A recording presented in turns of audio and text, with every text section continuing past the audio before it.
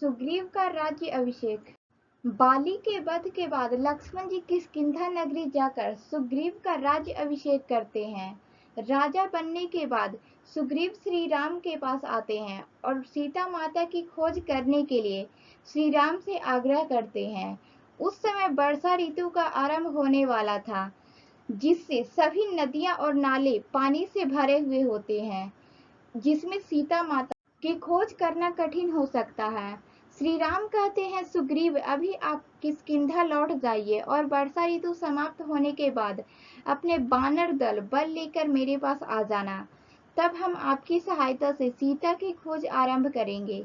लगभग 4 माह बीत जाने के बाद सुग्रीव श्री राम के पास नहीं आए। सुग्रीव के इस रवैया से श्री राम को लगने लगा कि शायद सुग्रीव अपने मित्रता के वचन को भूल गया है।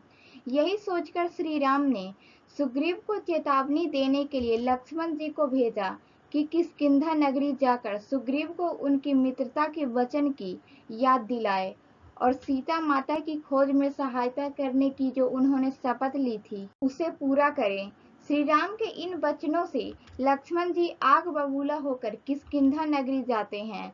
लक्ष्मण जी द्वारा श्री राम का संदेश पाकर सुग्रीव को अपने भूल पर पछतावा होता है और श्री राम की सेवा में अपने सभी वानरों को एकत्रित करके श्री राम के पास जाकर सुग्रीव अपने वचन पूर्ति में देर होने के लिए क्षमा मांगते हैं और कहते हैं कि हम आज से ही अपने वानर दल की सहायता से सीता माता की खोज करेंगे।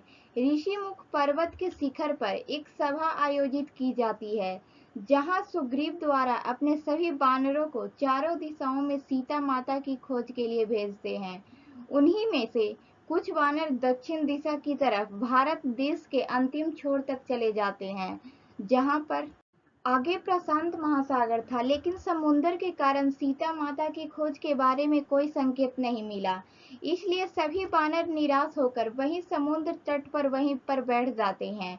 वानर को ऐसे निराश देखकर गुफा के पास बैठा संपाति नाम का एक गिद्ध जोर जोर से हंसने लगता है और कहता है कि आज मुझे खाने के लिए बहुत सारे वानर मिल गए हैं। गिद्ध को देखकर हनुमान जी जटायु के मृत्यु के बारे में बात करने लगते हैं, जिसे सुनकर संपाति को अपने भाई जटायु का याद आता है। संपाति उनसे पूछता है कि तुम लोग कौन हो और जटायु को कैसे जानते हो।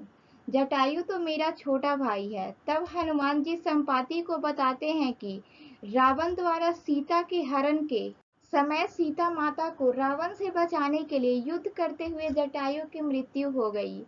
श्री राम ने उनका अंतिम संस्कार किया था। संपाति अपने भाई जटायु की मृत्यु की खबर सुनकर रोने लगता है और संपाति कहता है कि मैंने भी एक दिन एक राक्षस को विमान में एक सुंदर स्त्री को ले जाते हुए देखा था। शायद वही रावण था। अगर मुझे पता होता कि वह राक्षस मेरे भाई जटायु को मारकर जा रहा है तो मैं उसका वही अंत कर देता। संपाति सभी वानर को कहते हैं कि वह सीता माता को देख सकता है, क्योंकि एक गिद्ध की दृष्टि अपार होती है।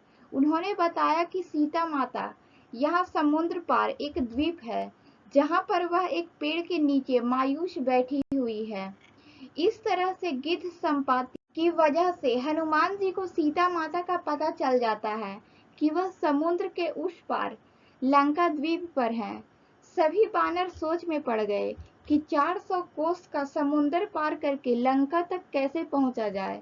बहुत देर तक विचार करने के बाद जाम्बवत जी हनुमान जी को उनकी शक्तियों का स्मरण कराते हैं। केवल उन्हीं के पास वह शक्ति है जिसके द्वारा हनुमान 100 योजन का समुद्र लांघकर सीता माता को लेकर आ सकते हैं। तब जय श्री राम का नारा बोलते हुए हनुमान जी उड़कर लंका की तरफ चल देते हैं। यदि अब तक हमारे चैनल को सब्सक्राइब नहीं किया है तो हमारे चैनल को सब्सक्राइब कर ले ताकि इस तरह की वीडियो हमेशा देख सकें। Thanks for watching this video.